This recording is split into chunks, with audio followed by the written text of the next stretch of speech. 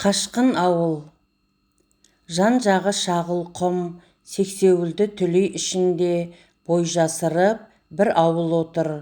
Қоңыр төбел 50-60 үй.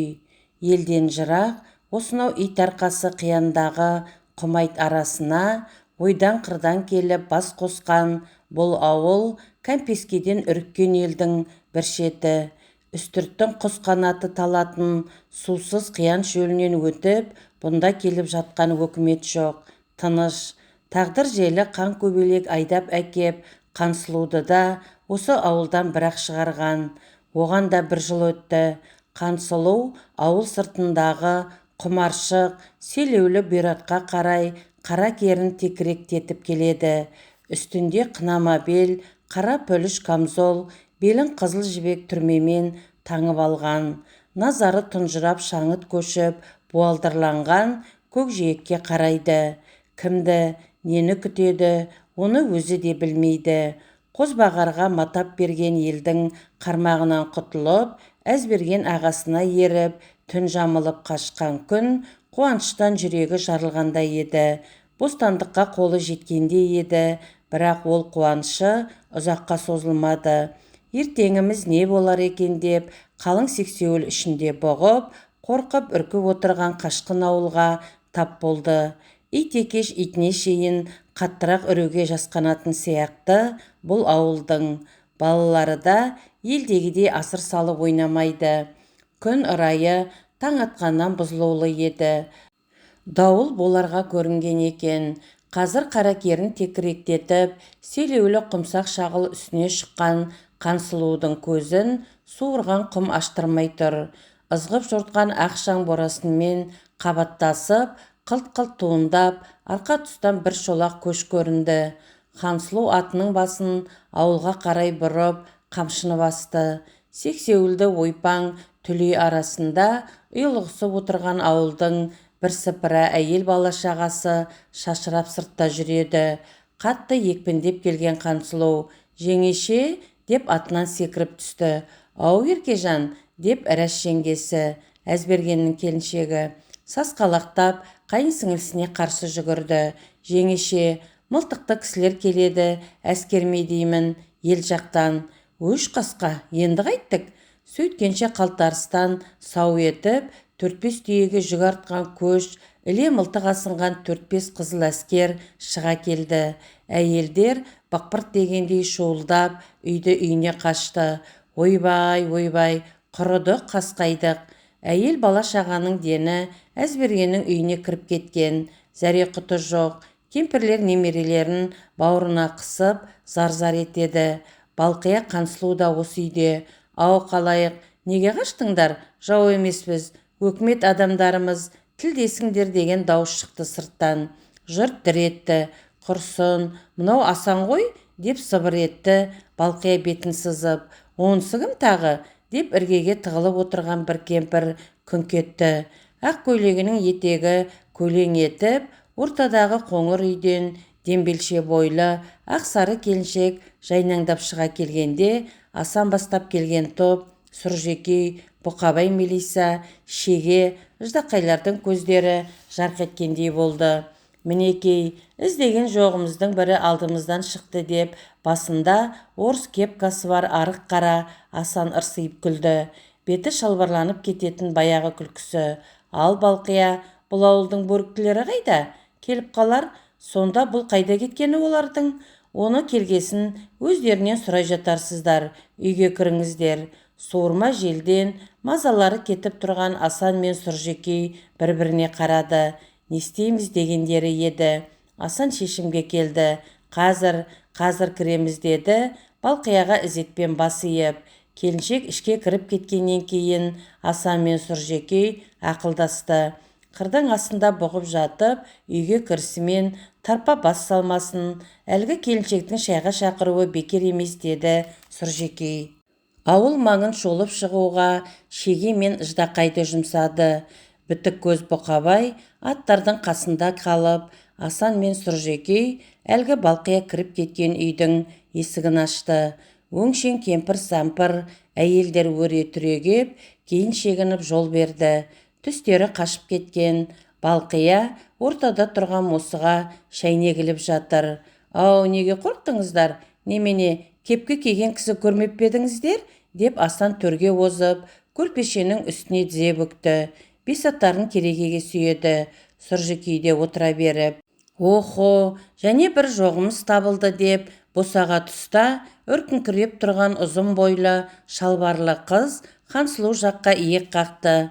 Асан киіктің лағындай көзі жалт-жұлт еткен бидай өңді бойшаң сұлуға бір ауық назар ірікті. Күйеуін менсінбей бүкіл елді шулатып қашып кеткен қайсар қалыңдықты содан бері көріп тұрғаны осы. «Қорқпаңдар», деді Асан, әйелдердің үрпиген түрлеріне қарап. «Сіздерге істейтін жамандығымыз әрі кетсе елге қосу қана. Басқа мақсат жоқ бізде». Кемпірлер суық демдерін алды. Тоң-торыс үнсіз күйде бәрі үш пұт мосыға ілінген қара шәйнек қана зыңылдайды. Үйдің түндік бауларын ұрғылап сыртта жел гуілдейді. Ат тұяғының дүрсілі естіледі. «Асан аға» деген шегенің ащы үні шықты. Алдымен Сұржекей ытып кетті. Іле Асан да ұмтылды есікке. Үйдегі қатын-қалаш дүрлігіп қалды. Бірақ сыртқа шығуға қорқты. Хансұлу шегенің даусын естіп елең еткен. «Анық сол ма?» деп шегені өз көзімен көргісі келіп, есіктің саңылауына еңкейді. Кемпірлер сарнап жатыр. «Иә, Жаппар ем, иә, Барақ ата, иә, Бекет ата» деп. Хансұлу есіктің жақтауына жабысып сыртқа көз тікті.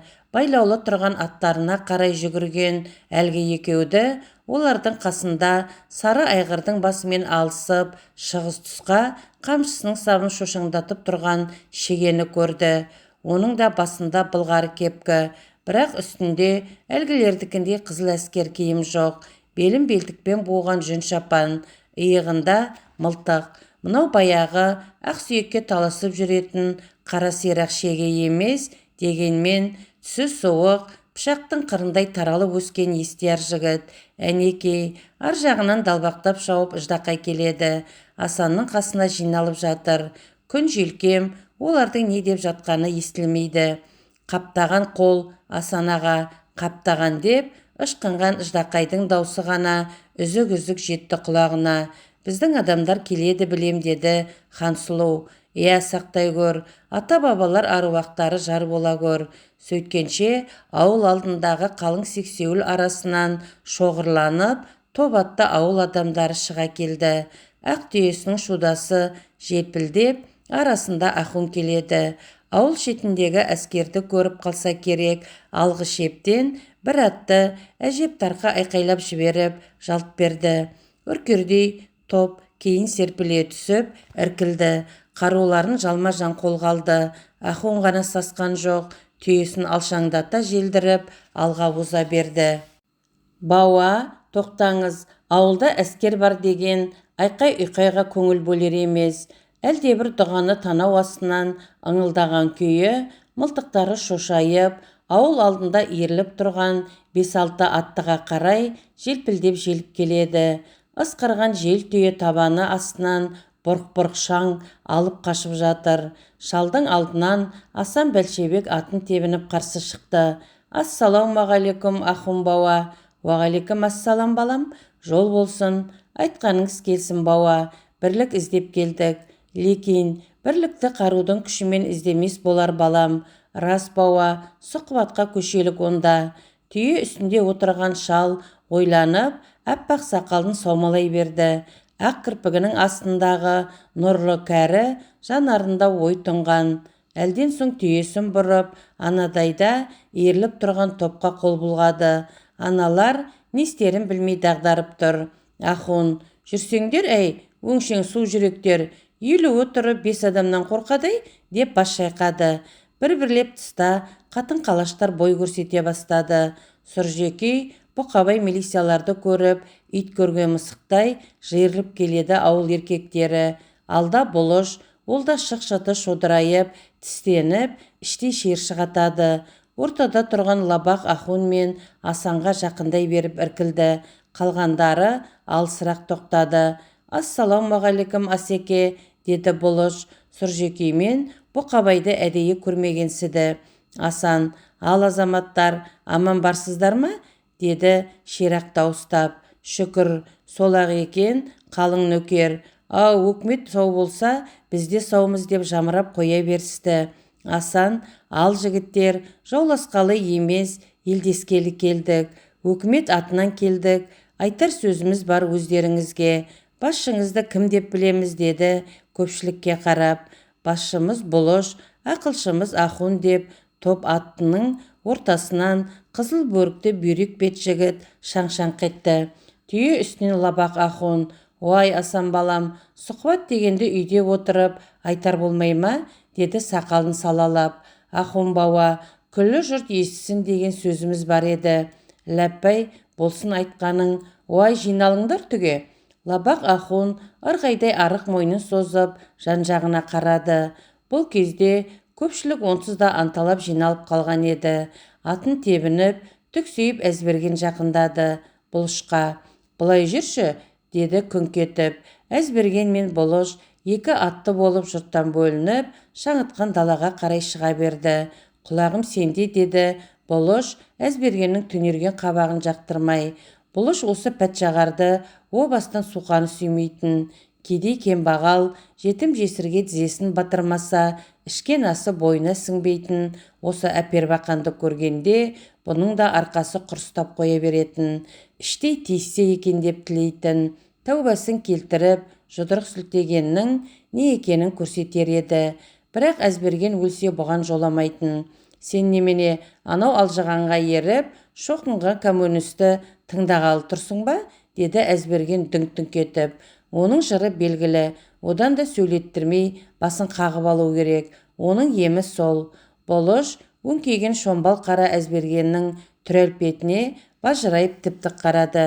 Әзбергеннің түк басқан қалың беті бүлк етер емес. Сен не көкіп тұрсың? Деді Бұлышта бұрқ ашуланып. Бізді банды етіп, бүкіл үкіметке қарсы қоймақсың ба сонда?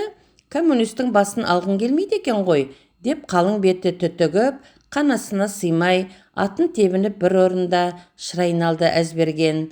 Онда көрде тұр, сенің басыңды ертең ол алады. Елдесуге келіп тұрмыз демеді ме? Шоқынғанға сенім жоқ деп ақырды Әзберген, көзі қанталап. Бұлыш мына кәпірдің түрінен сескенейін деді. Сенім жоқ болғанда не істемек, не бәрі бесақ адам. Сөйлемесін, керегі жоқ сөзінің. Ортамызда тұрып, басын, бас керек болса кетсін, жоғалсын. Әзберген, деді Бұлыш ашуын ақылға жеңдіріп. Сен тек өзіңді ойлаулы. Ізімізге ерген ел бар, қатын бала шаға бар, мен соларды ойлаулы. Осыны айтты да, Бұлыш атының басына жиылған топқа бұрды.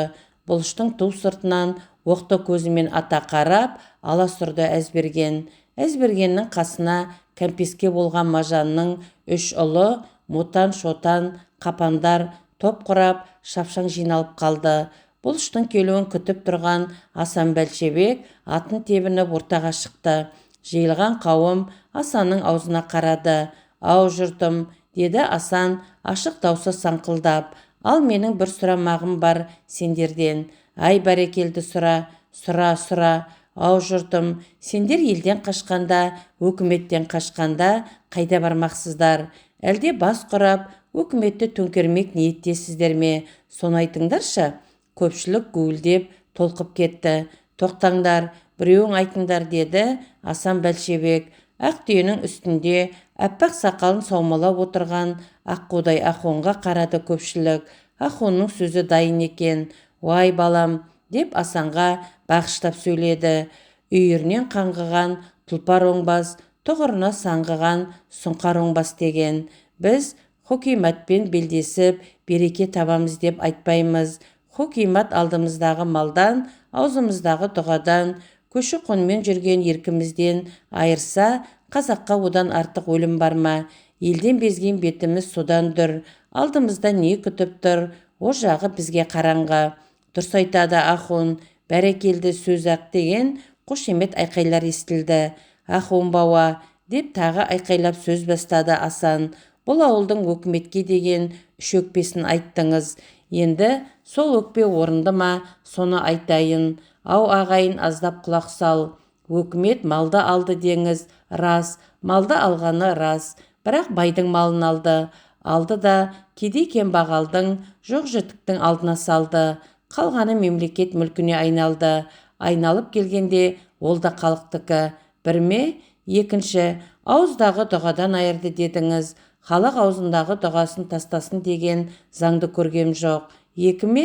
Үшінші, көші-қонмен жүрген ел едік, еркімізден айырды дедіңіз, Ахун бауа. Бұныңызға айтар дауым бар. Заман алға озды, ат жалын тартып мінген кейіс туырлықты, көшпенділер отарба айырпыланды, замана жүйрікке жете алмады, далақтап артта қалды. Ең болмаса, мына іздеріңе ерген шейіттей бала-шағаның обалын неге ойламайсыздар? Осы жерде атымен екпіндеп кимелеп, жұртты бұзып жарып, ортаға шыға келген Әзберген қамшымен Асан Бәлшебекті қақпастан тартып жіберді. Асанның кепкасы ұшып кетті, маңдайынан қан саулап берді. Опыр-топыр болды да кетті төңірек. Жаяу жұрт бытырап тұра қашты. Аттылар алысып, араласып кеткендей тарс-тұрс мылтық атылды. Көпшілік ішінде тұрған Хансұлудың байқағаны, шегені біреу, шамасы шотан болуы керек, ат үстіне сыпырып алып жатты. Сұржекей бұқабай милицияларды жігіттер көзді ашып жұмғанша мылтықтарын тартып алып, қолдарын қайырып байлап тастады. Ждақайды біреу топыраққа аузын былғап бақыртып, тепкілеп жатыр. Әзберген Асан Бәлшебекті көкпарша сүйреп тақынға ала бергенде, Әзбергеннің желкесінен бұлыш қона түсті. Лабақ Ахунның түйесі үркіп, өзі шеттеп шығып кеткен. Оның сөзіне ешкім елеп тыңдап жатқан жоқ. Шаңыт аралас, қым-қуыт аласапыран. Жаяу халық, ішінде Хансұлу да бар, үрккен қойдай серпіліп, анадай жерге барып іркіліп бұрылып қарап тұрды. Асан Бәлшебек, Сұржекей, Бұқабай милиция, шеге Ждақайлар қолдары арттарына байлаулы, аузы бастары қан-қан болып жерде жатты. Енді үрпеген қалың нөкердің алдында жаяу алысып жүрген Бұлыш пен Әзберген еді. Өзінен бойы да биік, әлпеті де зор Әзбергенмен Бұлыштың айқасын дос та дұшпан да бір ауық қаңтарылып, қызыға тамашалап қалғандай. Бітіспес бір-біріне әзелден өж, түздің ызалы екі тағысы аңдаусызда жолығып қалып, өліспей беріспес жекпе-жекке шыққандай. Шын басшының тағдыры да қазір осында шешілетіндей. Екеуі де өлермен, киімдері дал-дұл айырылып, жалаң бас алсады. Өңкейген алпауыт тұрықты Әзбергенді қайың денелі қабыландай шапшаң Бұлыш айналдырып әкеп, бір кезде қалың нөкердің алдына былға бұрды. Жұрт гу етті. Омырылған теректей етпетінен сұлаған Әзбергеннің қолын жауырына сындыра қайырып, арқасына қонжиып мініп алған Бұлыш. Әкел жіпті, деп ақырды дағдарған топқа қарап. Біреу аттың шылбырын лақтырды. Әзбергеннің қос қолын арқасына байлап болған Бұлыш енді оны әлгі жатқандарға қарай сүйреді. Тура Асан Бәлшебектің қасына сүйреп әкелді. Әп бәрекелді, дей берді Лабақ Ахун. Шешіңдер қолдарын, деп жекіді Бұлыш жігіттерге. Өзі Асан Бәлшебектің байлауын шешіп жатыр. Мотан-шотан, қапан бастаған бір топ айқай салды.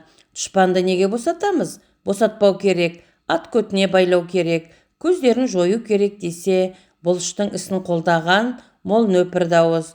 Бұлыштікі жөн, өкіметпен жаулықтың керегі жоқ, біз банды емеспіз, басымызға тыныштық керек десіп айқай салды. Лабақ Ахун да Бұлыш баламдікі жөн, ақылмен іс қылмақ лазым деп жатыр, көзін жұма тақуа кейіпке еніп. Қолдары босатылып, ұсқындары қашып, орындарынан тұрған өкімет адамдарының алдына әкеліп, аттарын көлденең тартты жігіттер. Қаруларында беріңдер, деп Бұлыш сұсын қадады Мажан балаларына қарап. Бұлыштан ғана емес, көпшіліктен қаймыққан Мажан балалары өкімет адамдарынан әлгінде тартып алған бесатар нагандарын өздеріне қайтарды. Асанда да, Сұржекейде де, Бұқабайда да, Шегеде де, Ждақайда да үн жоқ. Қаруларын алып, үсті бастарын реттеп, ат беліне қонып жатыр. Жел гулеп соғып тұр, ышқынып азынап ысқырады. қара арғымағына мінгесін Бұлыш Асанға қарап, «Асеке» деп дауыстады. «Бір қарын майды, бір құмалақ шертеді» деген сол айтқан келді. «Бір ақымақтың кесірінен біз міне қара бет болулы, жолымыз енді екі айырылулы». «Рас айтасың» деді Асан Бәлшебек бетінің қанын сүрткіштеп. «Жолымыздың екі айырылғаны рас, біз қайттық ендеше». Асан Бәлшебек атын тебініп қалды. 5 атты саудырап бөлініп шыға келді. Құйрық жалы желбіреген сары айғырдың үстіндегі шегеден, кетіп бара жатқан шегеден көз алмай топ арасынан Хансұлу қарайды. Қыздың бүгін байқағаны шеге өзгерген, өскен, бұрынғы бала шеге емес. Құйрық жалы желге желбіреген сары айғырдың үстіндегі шеге кенет жалт бұрылып кейін қарады. Топ ішінен назары Хансұлуға түсті. Хансұлу да көз алмай қараумен тұр еді. Бірақ шегелер ұзай берді. Өкімет адамдарының қарасы үзілісімен ауыл опай-топай үйлерін жығуға кірісті. Бала жылап, ит үріп, түйе бақырып, азан-қазан болып жатыр. Бұл кезде Лабақ Ахун Әзберген мәселесін де бір жайлы еткен. Әзбергеннің қолын шештіріп, шотан-мотан қапандарды да шақырып алып, ер азаматтардың көзінше ақсақалын саумалап тұрып, пәтуа айтқан. «Уай Әзберген ұлым, бүгін біз Бұлышты басшы сайлап баталастық. Сен батаны бұздың, арамызға ірткі салдың. Көнсең осы, көнбесең жөніңді тап дейміз. Көп тілегі осы» деп айтты. Әзберген түнеріп, ұзақ тұрып бір кезде, «Айып бізден Ахун бауа» деп кінәсін мойнына алып, көпшілік Әзбергеннің кінәсін кешті. Шай қайнатым уақыт ішінде дауылмен араласып, дүрліккен ауыл жүктерін түйелерге артып та тастады. Ақ түйесіне мініп алған Лабақ Ахун, «Ал жаппар ем жар болғай, жортқанда жолымыз, Қыдыр ата жолдасымыз болғай, тарт балам» деді, даусы саңқылдап. Бұлыш қара арғымағын текіректетіп жолға түсті. Соңынан тізіліп, салқар көш қозғалды. Батар күнді бағытқа алып, көш тағы салдыртып кетті. Алыс жол, алды қараңғы сапар алдында аңырап дауыс еткен әйелдер жағының да үндері бірсін-бірсін толастап, ақыры көкірек айыра күрсініспен тыншыды. Жас, кәрі, қатын-қалаш енді неге де болса белді бекем буған түрлері бар. Түйенің итің ырғағы ғана жұртты бір қалыпты тербеп келеді. Түнде қалың сексеуіл арасына түйелерін шөгеріп, таң саз бергенше көш шырымын алып, ауыл елең-алаңмен тағы көтерілді. Күн шыға сам құмының кедір-бұдыр бұйраттарын артқа салып, көш үстірттің жылмиған тегіс айқай жазығына шықты. Толас таппастай көрінген жел де Алланың әмірімен тыйылып, көкжиек далайып кеңіп сала берді. Көліктің белін суыту үшін ғана түсте, кеште байыздағаны болмаса, ауыл іркілместен үдере тартады. Қауіптері артта, қоғын келіп қала ма дейді. Жалтақтап, жауды ылғи осылайша желкеден күтіп келе жатқанда, 3-ші күн дегенде жау тура маңдай тұстан шықты. Үстірттің тақтай жазығы таусылып, енді бытпылдық құмға келіп кірген еді. Төңіректің бұтасы да ірленіп, өзгеріп сала берді. Қоян сүйек, дүзген, нар селеу тәрізді құм бұталары кезіге бастады. Келе жатқандары ескі керуен жолы еді. Қазылып төмен түсіп кеткен. Күн нарттай қызарып, алыс-жал құмдардың басына қона берген шама. Ер азаматтар бөлек топ болып, көштен оқ бойы алда келе жатқан. Алдағы көлденеңдеп шөккен нардай дүңкіш жотаны айналып өткелі келе жатқан. Сөйткенше тұмсықтың тасасынан саудырап, үркердей бір топ атты шыға келді. Өңшең мылтық асынған, сеңсең бөрікті, салтатты түрікпендер. Жүрегі зу етті Хансұлудың. Қазір атыс, у-шу қырғын басталады. Өкіметтен қашып жүргенде енді баспашыға жем болдық. «Иә, Барақ ата, иә, Бекет ата» деп шулап қоя берді көш. Хансұлу да пірлерге жалбарынды. Көшті көріп, түрікпендер аттарының басын тартып тұра қалды. Көште іркілген, елді тонап, қыз келіншектерін олжа ғып алып кететін аты шулы жауды Хансұлу көзбен көріп тұрғаны осы. Түрікпендер қиястап жолдан шығып қозғала берді. Әлдене деп қауқылдасқан үндеріне шейін естілді. Өн бойы мұздап сала берді Хансұлудың. Бұлыш бастаған ер азаматтар дағдарып тұр. Олар да әккі жаудың мына қылығын ұға алмай дағдарғандай. Бірақ бәрінің көзі қапталдай берген жауда. Шекпенділердің белін қатармен шарт болған түрікпен жігіттері қаз мойын сәйгүліктерін текіректетіп айналып өтіп барады. Бәрінің де бөктерген қоржындары бар.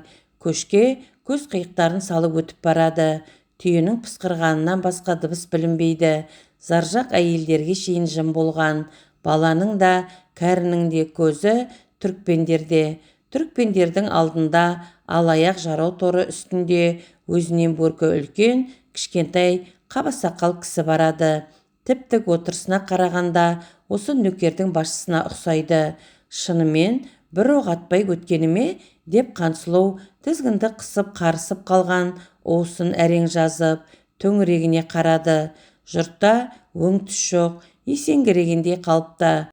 Сөйткенше көш тағы дүр ете түсті. Тағы түгел жау жаққа қарады. Қараса, нөкерлерін алға оздырып жіберіп, әлгі алаяқ торы мінген қаба сақал көлденеңдеп тұр екен. Әлдене деп қол бұлғады. Көшке қарап айқайлады. Көп замай ауыл азаматтарының арасынан Бұлыш жалғыз шығып, әлгі түрікпенге қарай жұрта жөнелді. Жасаған-ау, бұнысы нес? Тағы не тапты? Деп әлгі заржақ әйелдер сарнап қоя берді. Бұлыш көп тәжікелеспеді. Екеуі де ат үстінде тұрып, шолақ қана тіл қатысты. Содан кейін қаба сақал түрікпен нөкерлерінің ізінен желе шауып кетті де Бұлыш кейін бұрылды.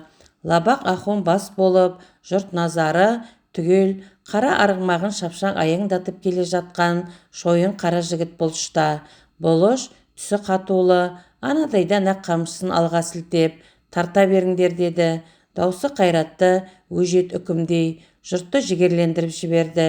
Көшпен қатар келе жатқан қыз келіншек тобына Бұлыш хабары жеткен жоқ. Бұлыш түрікпенмен болған әңгімені алдымен ер азаматтар құлағына тигізді. Көп замай ол хабар әйелдер тобына да жетті. Қайдан келіп, қайдан бара жатқан көш бұл депті түрікпен. Өкіметтен қашып, ауған асып барулымыз деп жауап береді Бұлыш. Өкіметтен қашпау керек, өкіметпен алысу керек депті түрікпен. Өкіметпен алысар шама бізде жоқ депті Бұлыш. Сізде жоқ болса, бізде бар. Шағыл деген құдыққа қарай бұр көшті. Өкіметтің көп замай сол құдықтың басында жерленер депті түрікпен. Бізге әмір етпеңіз жолаушы, бұл ауылдың әлі өз еркі өзінде депті Бұлыш. Әй қазақ, өкіметтің құрығынан құтылғанмен хан жөнейттің құрығынан құтылмассың деп түрікпен атын тебініп қалыпты. Болған әңгіме осы. Бұл әңгіменің астары жұрттың үрейіне үрей қосты. Енді өкшеңе жалғыз ғана өкімет емес, тағы бір көкжал хан жөнейттің баспашылары да түсті десеңші деп көпті көрген кәрілер жағы қапа шекті. Жол жүрген сайын ұшы-қиыры жоқ, біріне бірі мінгескен жал-жал құмдарға бойлап кіре берді. Тап-таза сусыма құмдар оңында да, солында да қалып барады. Жолда кездескен бір-екі құдықтан ауылдың мал жаны түгел қанып су іше алмай тарығып келе жатқанда суы мол бір құдықтың үстінен түсті. Саршейіт деген құдық екен. Төңірегінің түйе жайылатын жантағы да мол. Жұрт жүктерін түсіріп, көлік малды суарып, түгел сол жантаққа жіберді. Ауыл кешті осында батырып, таңғы салқынмен жүруді ұйғарды. Құрамында еріктілер, халық милициясы аралас 50 кісі жасағы бар Апанас бастаған отряд қашқан ауылды ескі керуен жолмен қуып келеді. Күн демей, түн демей отрядты алып келе жатқан Асан Айтжанов. Түрікпеннің Қарақұмына кіргеннен кейін 3-ші күн 5 шамасында Асан Айтжановтың көзі жұрттан бұрын алыста құм арасында қылт еткен түйенің мойнын шалып қалды. Отряд сайдан шыға берген. Сайға қайта шегінді. Мал көрінді. Ауылға жеттік деді Асан бәлшебек дүрбісін оңтайлай берген Апанасқа. Апанас дүрбімен алысқа шұқшиып біраз қарады. Апанас Ждақай мен Шегені шақырып алып бөлек сөйлесті. Анау тау құм басында қарауыл тұр, жалғыз адам деді. Апанас таза қазақша сөйлеп: сіздер отрядтағы ең саналы жастарсыздар. Революция атынан бұйрық беремін. Сол қарауылдың дымын шығармай қолға түсіресіздер. Шамаларын келгенше қолға тірі түсіріңдер. Біз ауылды ұйқыда жатқан таң қараңғысында басып алуымыз керек. Өйтпеген күнде олар атқа отырып қарсыласып кетсе, қан төгіс болады. Ұқтыңдар ма? Отряд командирінің алдында әскерше тіп-тік тұрған екі бала жігіт көздері жайнап: ұқтық жолдас командир, деп қосарласып жауап берді. Бұл сіздердің алғашқы жауынгерлік тапсырмаларың. Бұлжытпай орындайсыздар деп сенемін. Көп ұзамай ай да туады, төңірек анық көрінетін болады. Қарауылды қолға түсірген минутында сол төбенің үстінде бой көрсетіп, қол бұлғап белгі бересіздер, деді Апанас. Командирден бұйрықты алғаннан кейін Шеге мен Ждақай сай-сайды қуалап, бұқпақтап алға жылжыды. Қарауыл жас жігіт іспетті. Үстінде түйе жүн қақпа шекпен, белінде жалпақ белдік. Белдікте оқты қатар, басында дөңгелек бөрік. Мылтыққа маңдайын сүйіп ұйықтап отыр. Бір нәрсе айтқысы кеп, қапталында еңбектеген Ждақай Шегенің құлағына еңкейді. Құдай біледі, мынау Ырысбек, деді Ждақай Шегенің құлағына. Шеге ананың түріне жалт қарады. Кетәрі, деді, көзінде үрей. Соның өзі дегендей Ждақай бас изеді. Екеуі бір ауық арқасы дүңкейіп отырған сұлбаға зәрелері ұшып, тосылып қадала қарады. Шегенің көз алдына мажанның жылқысын бағатын жетім бала, сопақ сары Ырысбек кеп тұра қалды. Қара күшке бар, бірақ су жүректеу момын бала еді Ырысбек. Тірі ұстайық, өлтіріп алмайық сорлыны, деді Шеге алдынан көз айырмай. Ұстатса, деді Ждақай еңбектей түсіп. Енді екеуі де дымдарын шығармай жылжыды. Ұйықтап отырған қарулы Ырысбекпен аралық тым жақын қалған еді. Тымық түн ішінен әредікте бұта сатыр-сұтыр ете түседі. Құм тіршілігі белгі беріп қояды.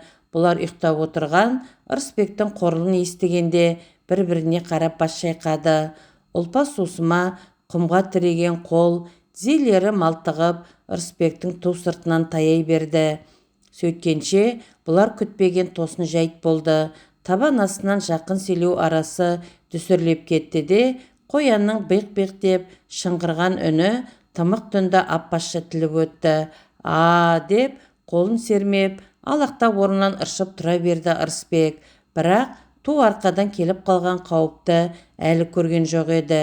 Дәл осы сәтте Ждақай да Шеге де тісін басқан қасқырдай секіріп кеп, ұзын бойлы Ырысбектің арқасына жармаса кетті. Шегенің мылтығы әлгі секірген жерде қалған. Ұмтылған сәтте екі қолын созып еді.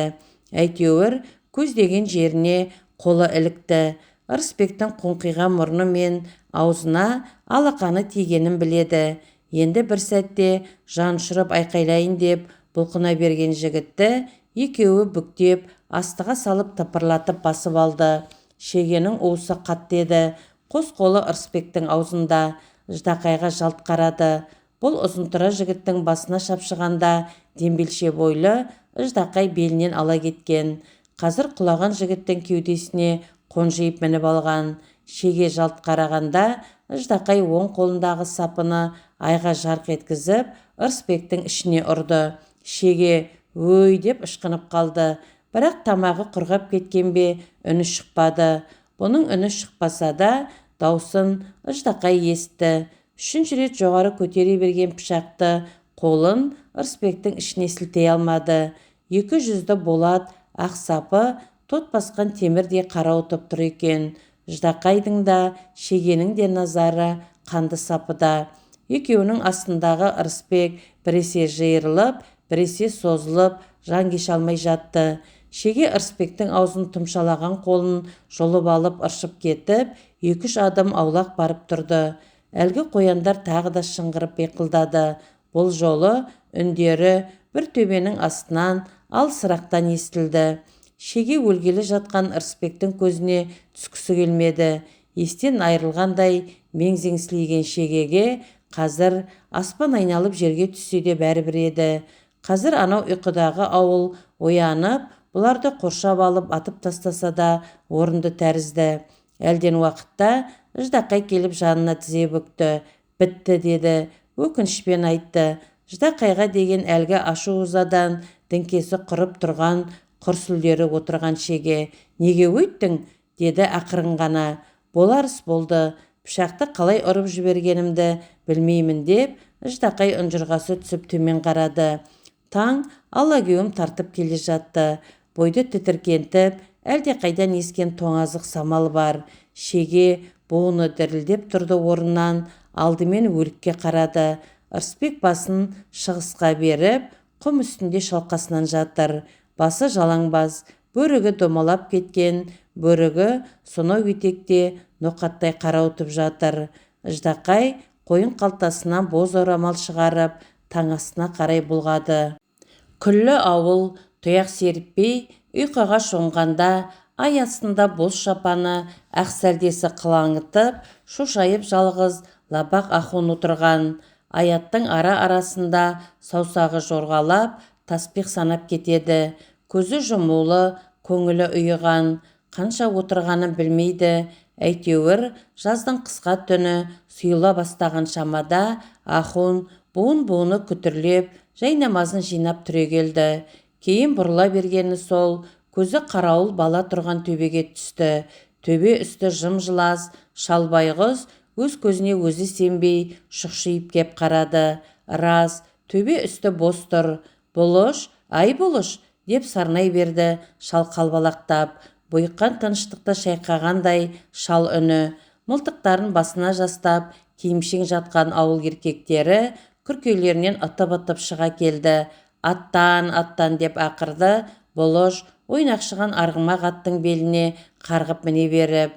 Таң астына қарай тұра шапқан Бұлышқа ілесіп, ауыл ер азаматы қаһарлы қосынға айналып дүсірлете жөнелді. Сөйткенше алдарынан таң астына мылтық шақ етті. Бұт-бұлдық құмға кіре берген қосын ат басын іркіп шоғырлана қалды. Құм арасында бекінген әскер барып көрінді.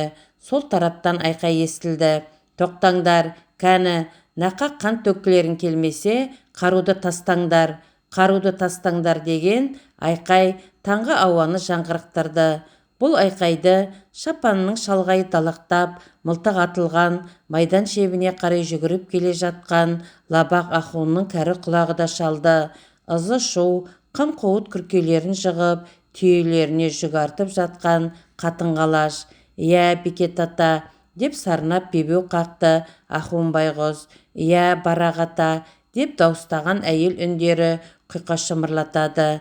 Бас иіп келгенге кешірім бер деп жатыр ана жақтан естілген өктем дауыс. «Тапқан екенсің алдайтын ақымақты!»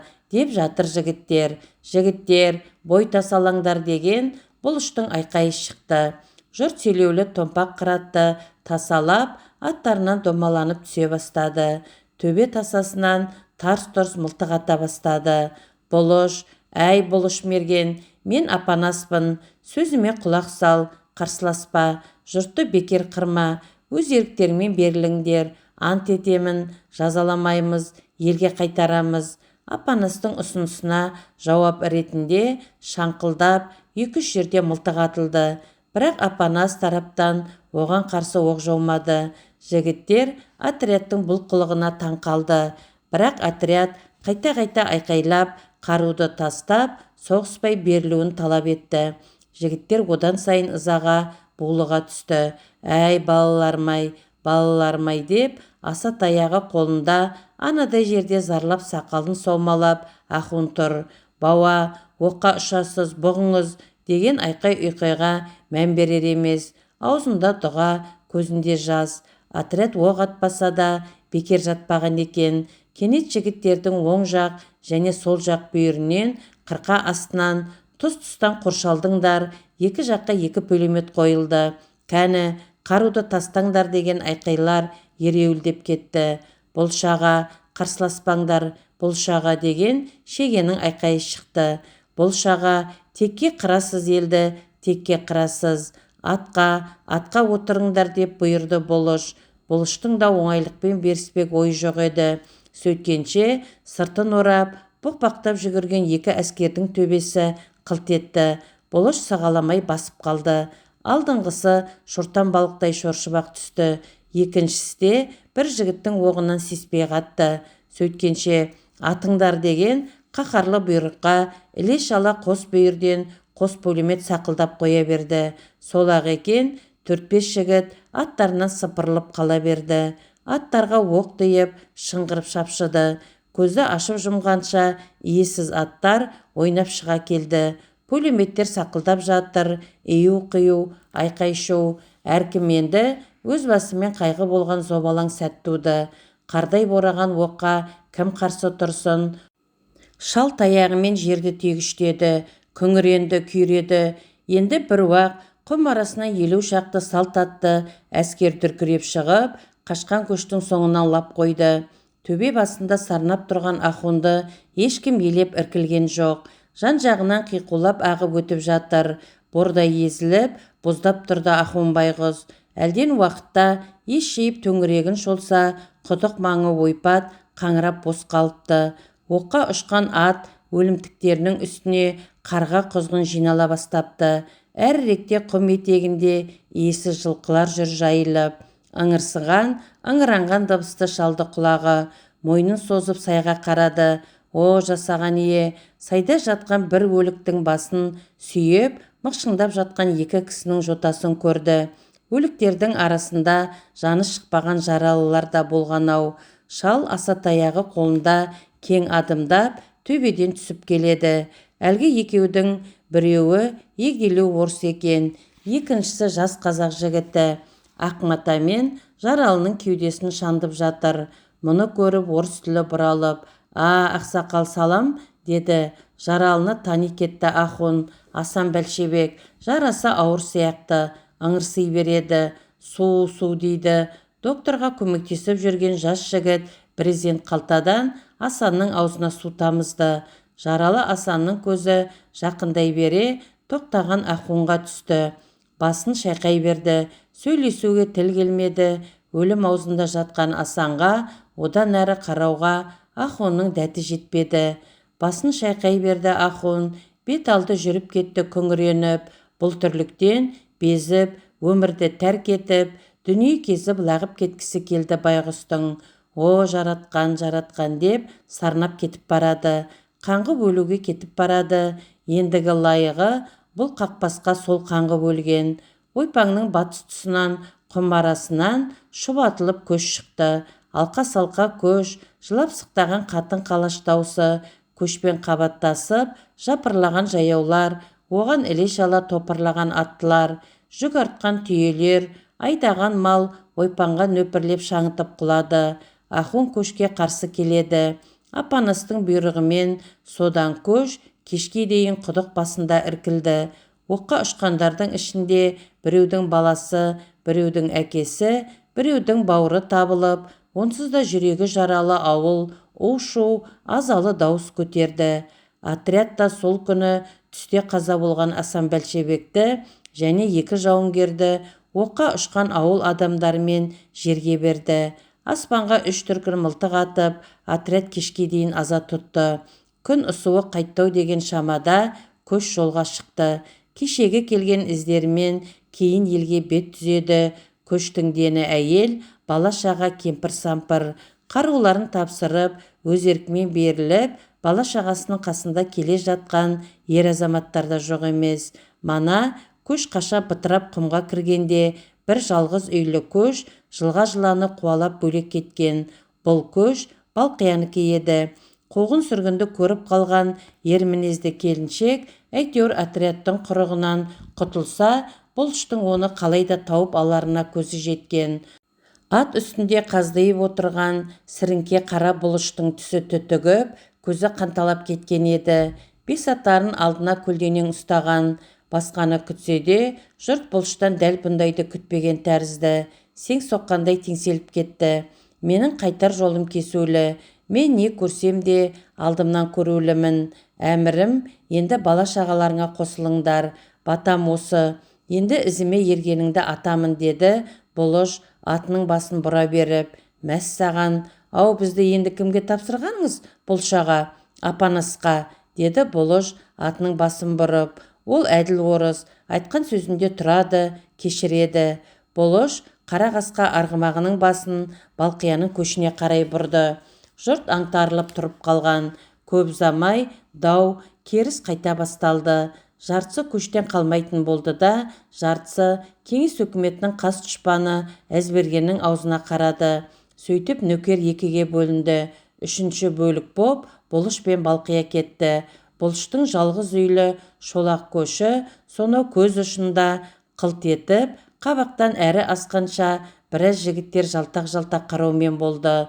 Бұлыштың не ойлағаны, қайда бет алғаны көпшілік үшін жұмбақ болып қалды. Көшті алып келе жатқан отряд ұшы-қиырсыз құм мұхитынан екінші күні де шыға алмады. Екінші күні де құм арасында түнеді. Ай әлі тумаған, сары күздің май тоңғысыз түні. Қоян сүйек бұталары арасына кіріп іркілген ауыл жұрты бұл кезде ұйқыға бас қойған. Оларды қоршап, бөлек-бөлек боп отряд жатыр. Ал отрядтың сыртында тұс-тұсқа қарауыл қойылған. Соның бірі Шеге. Көзін жұмса, көз алдына Ырысбек келе қалады. Құм үстінде болған оқиғаны бір сәтке ұмыта алар емес. Ұйықтай алмай, екі жағы суалып, көзі кіртиіп кеткен. Содан бері Ждақайды көрсе, ит көрген мысықтай жиырылады. Опат болған Асанды ойлайды. Өлім туралы тұңғыш рет сарылып көп ойланды Шеге. Мана Лабақ Ахун Апанастың өтінішімен жұртқа уағыз айтқан. Көңілін көптен торлаған қасіреттің қара бұлты содан нөсерлеп кеп берген. Жұрт бір сәтке аты шабыс ауыртпалықты ұмытып, шалдың боздау қоңыр әуеніне тербелген. Шеге көз жасын тыя алмай, құм ішіне жалғыз кетіп жылады. Жер бетінде бұның мұңын ұғар жам қалмағандай қатты жалғызсырады. Бұны бір түсінсе жалғыз Қансұлу түсінетін сияқтанды. Қансұлумен оңаша сөйлесуді көздеді. Реті келді. Жұрт кешкі асқа қамданып, сапырылысып жатқан кезде бір қаға берісте Қансұлуға бір ауыз тіл қатып, түнде күзетте тұрамын, сені күтемін деп қалды. Көп ұзамай ай туатын сыңайы байқалып, төңірек бозаруға айналды. Жұрт ұйқыда, бұл күзетте, қыз әлі жоқ. Шеге осы сапарда әсіресе кешелі бүгін Апанасқа таң қалды. Жол жөнекей таң намазы, бесін намазы кездерінде түйесін шөгере сап, жай намазын құм үстіне төсеп, құбылаға бет бұрған Лабақ Ахунды байқап қалса болды. Апанас шапшаң бұйрық етіп көшті іркеді, әскерді де іркеді. Сөйтіп Лабақ Ахунның және оны төңіректеп сәждеге бас қойған жұртшылықтың намазы аяқталғанша бүкіл елді иіріп күттіріп қояды, тәртіп сақтатады. Содан Лабақ Ахун бастаған ауылдың үлкен кішілерінің Апанасқа деген көзқарасы күрт өзгерді. Орыста болса бір иманды жан екен деп қариялар отряд командиріне ілтипатпен қарады. Ждақай бастаған кейбір жастар ғана «Мынасы несі командиріміздің? Молдаға табынып» деп күңкілдеді. Сұржеке сияқтылар Апанасқа «Бұныңыз қалай, Афанасий Васильевич? Бандиттерді бүйтіп неге құрметтейсіз?» деп наразылық та білдірді. Апанастың жауабы біреу: халықты құрметтеу керек, дәстүрді сыйлау керек дейді. Шеге селк етті. Қараңғы ішіне бір тысыр сезілгендей. Қарауытып, майда басып бір сұлба таяп келеді. Үңіліп қарады. Қансұлу, рас соның өзі. Шегенің тілі байланып, таңдайы құрғады. Ал енді қайтты. Майда басып жақындай берген қыз іркілді. Соның өзі. Талдырмаштау сопайған Қансұлу. Шеге қолындағы бесатар да осы сәт шамадан тыс ауырлап кеткендей. Ұстауға ебедейсіз. Өзі де сөлекет қозғалып сөйлең етіп, үнсіз тұрған қызға қарай аяқ басты. Қансұлу, деді даусы жарықшақтанып, сыбырлағандай.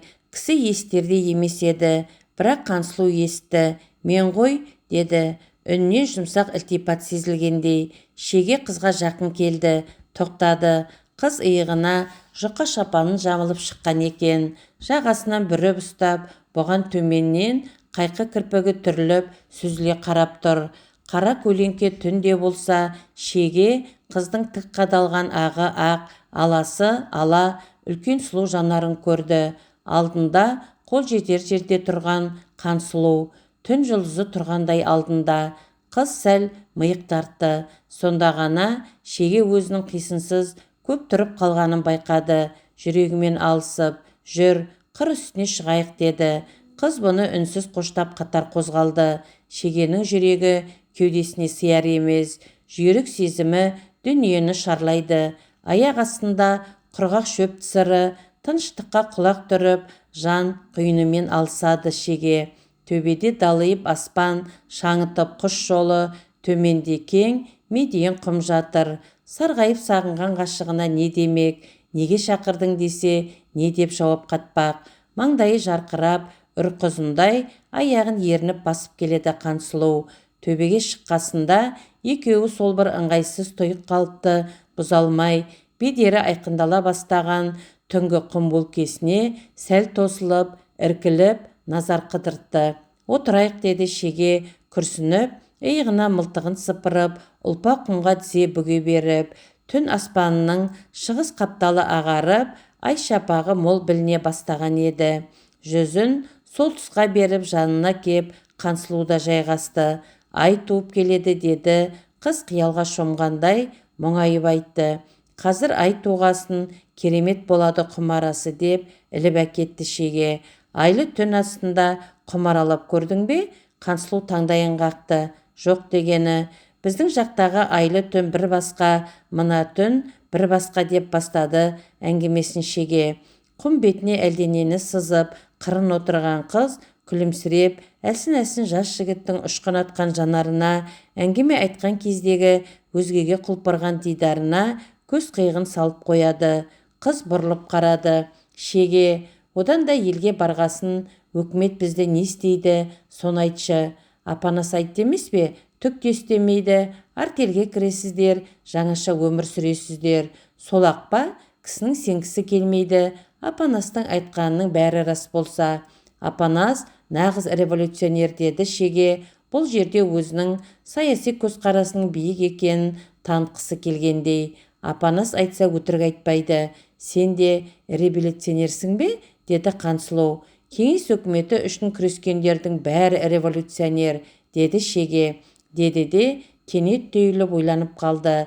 Өзі жан сарайына өзі құлақ түргендей, жанында бір түйткіл бар. Оны қалай айтар? Оның бетін қайтып ашар? Қансұлу жігітке көзін төңкеріп, бір шекесінен қарады. Сұлу, деді. Қыз ай астындағы ертек дүниесіндей қылаңытып жатқан құм бұйраттарға үнсіз назар жіберді. Шеге қол созды Қансұлуға, тұңғиықтан алып шықшы деп жалбарынғандай қалпы. Қыздың бұрым ұшынан ұстап көрді.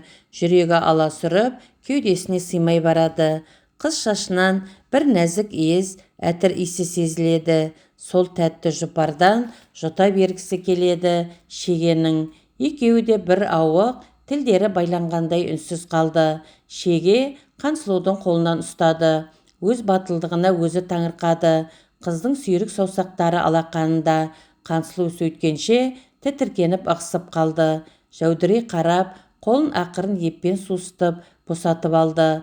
Арман құсының әлгінде ғана уысында болғанын зерделеп үлгерді шеге.